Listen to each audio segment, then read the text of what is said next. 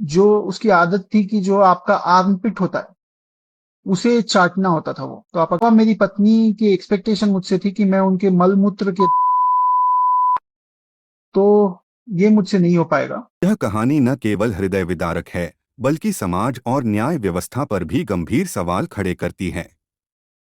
अतुल सुभाष की जीवन गाथा और उनके द्वारा लिए गए अंतिम निर्णय की पृष्ठभूमि कई सामाजिक और कानूनी मुद्दों को उजागर करती है।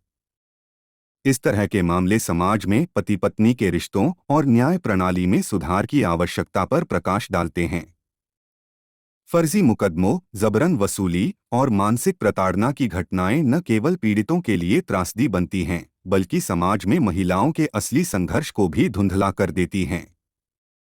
इस घटना से जुड़े महत्वपूर्ण पहलू।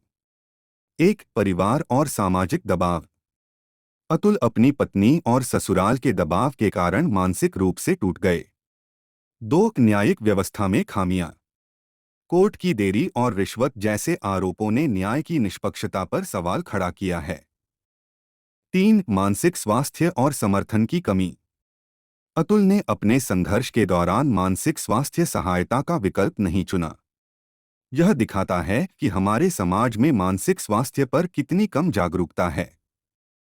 यह कहानी उन लाखों लोगों की प्रतिनिधि है जो घरेलू हिंसा, झूठे मुकदमों और सामाजिक दबाव के चलते अपना जीवन समाप्त करने को मजबूर होते हैं।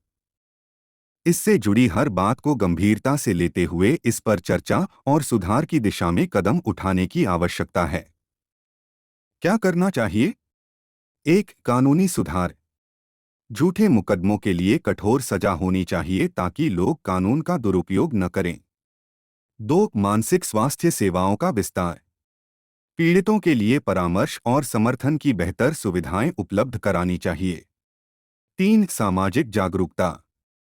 रिश्तों और विवाह में पारदर्शिता और परस्पर सम्मान पर अधिक जोर देने की जरूरत है।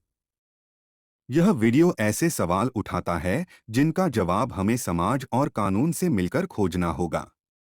अगर आप भी चाहते हैं कि अतुल को न्याय मिले और ऐसे मामलों पर गंभीरता से चर्चा हो, तो इसे साझा करें और अपनी आवाज उठाएं।